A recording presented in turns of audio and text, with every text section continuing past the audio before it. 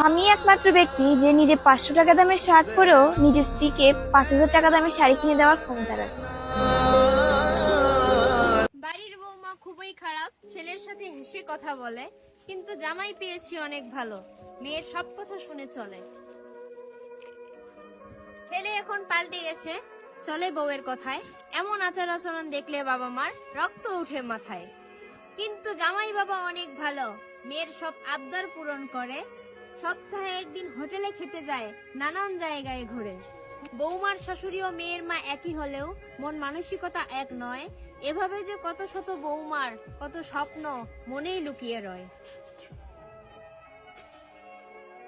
পাখি তোমারও না আসে, আজও কান্দে তোমার পাগল নয়ন জলে বাসে।